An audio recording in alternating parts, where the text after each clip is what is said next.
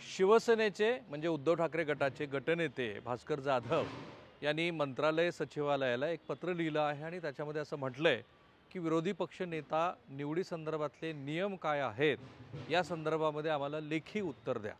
खरं म्हणजे सगळ्यांनाच माहिती आहे की 288 पैकी 10% म्हणजे किमान 29 एवढं संख्याबळ असल्याशिवाय महाराष्ट्र विधिमंडळामध्ये तुम्हाला विरोधी पक्ष नेतेपद मिळत नाही। हा 1970 साली तयार झालेला नियम आहे आणि जे वेगळे कायदेशीर तज्ज्ञ सांगतात त्याप्रमाणे नियम आणि कायदा याच्यामध्ये फरक आहे। नियमाला अपवाद असू शकतो, तसा महाराष्ट्रामध्ये तो अपवाद 2-3 वेळेला झाला आहे। जेव्हा शरद पवार यांनी काँग्रेस पक्ष सोडला, पुलोदचा प्रयोग केला आणि ते मुख्यमंत्री झाले, नंतर पुन्हा सत्तापालट झाला, इंदिरा गांधींनी त्यांचं सरकार बरखास्त केलं। इंदिरा गांधी यांच्यानंतर राजीव गांधी हे पंतप्रधान झाले। ते पंतप्रधान होईपर्यंत विरोधी पक्षनेते पदावरती शरद पवार होते आणि छत्रपती संभाजीनगरमध्ये म्हणजे आत्ताच्या छत्रपती संभाजीनगरमध्ये तेव्हाच्या औरंगाबादमध्ये राजीव गांधी यांच्या उपस्थितीमध्ये शरद पवार हे पुन्हा काँग्रेसवासी झाले। आता त्यानंतर विरोधी पक्षनेतेपद कोणाकडे द्यायचं ह्याबद्दल उहापोह झाला, कारण संख्याबळ अचानक कमी झालं। अशा वेळेला एक असा अपवाद केला गेला की जे आपल्याकडे अर्ज करतील तर त्यांना विरोधी पक्षनेतेपद द्यावं आणि त्याप्रमाणे 1985 ते 1990 ह्या काळामध्ये मृणाल गोरे, निहाल अहमद आणि दत्ता पाटील हे विरोधी पक्षनेते वाटून घेतल्यासारखे झाले। आता आणखीन एक देशपातळीवरचा अपवाद आहे, ते म्हणजे दिल्लीमध्ये आम आदमी पक्षाने निवडणूक पूर्णपणे स्वीप केल्यानंतर भारतीय जनता पार्टीचे केवळ 3 आमदार निवडून आलेले होते।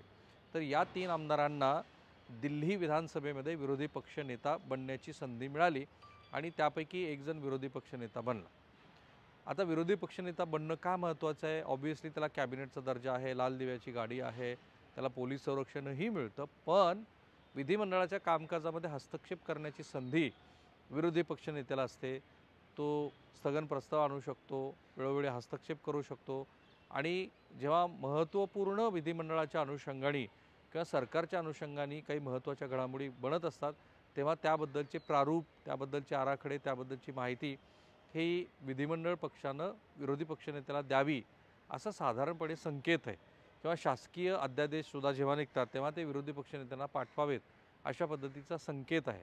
तो संकेत म्हणून आणि कामकाजावरती स्वतःची छाप पाडण्याच्या दृष्टीनं विधिमंडळामध्ये विरोधी पक्षनेतेपद मिळणं आवश्यक आहे, परंतु या क्षणाला शिवसेना उबाटा गटाकडे तेवढं संख्याबळ नाही आहे। अशा वेळेला भास्कर जाधव यांनी ते पत्र का लिहिलं तर साहजिकच आगामी राजकारणाच्या दृष्टीनं अशा पद्धतीनं विरोधी पक्षनेतेपद आपल्याकडे पदरात पाडून घेता आलं तर ते घ्यावं असा तो दृष्टिकोन आहे। कारण देवेंद्र फडणवीस जे भाजपचे महाराष्ट्रातले महत्त्वाचे नेते आहेत त्यांनी सांगितलं आहे की आम्ही विरोधी पक्षाला बरोबर घेऊन महाराष्ट्रामध्ये कारभार करू आणि अशा वेळेला जो विरोधी गटातला सर्वात मोठा पक्ष आहे शिवसेना, त्या पक्षाला ते विरोधी पक्षनेतेपद मिळालं तर त्यातून पुढच्या राजकारणाची आपल्याला मोठ बांधता येईल, सभागृहातनं आणि सभागृहाच्या बाहेर सरकारला कोंडीत पकडता येईल या दृष्टीनं हा प्रयत्न होतो आहे। अर्थात हे सगळं अवलंबून आहे ते भाजपच्या आणि महायुतीच्या नेत्यांच्या स्वतःच्या इच्छाशक्तीवरती, कारण नियम असा सांगतो की संख्याबळ नसताना अशा पद्धतीनं विरोधी पक्षनेतेपद मागता येत नाही। अध्यक्षाने या संदर्भात निर्णय घ्यायचा आहे आणि 2014 ते 2019 देश पातळीवरती झालेल्या घडामोडी बघता भाजप सहजासहजी विरोधी पक्षनेतेपद इतरांकडे देईल असं वाटत नाही। थांबूया।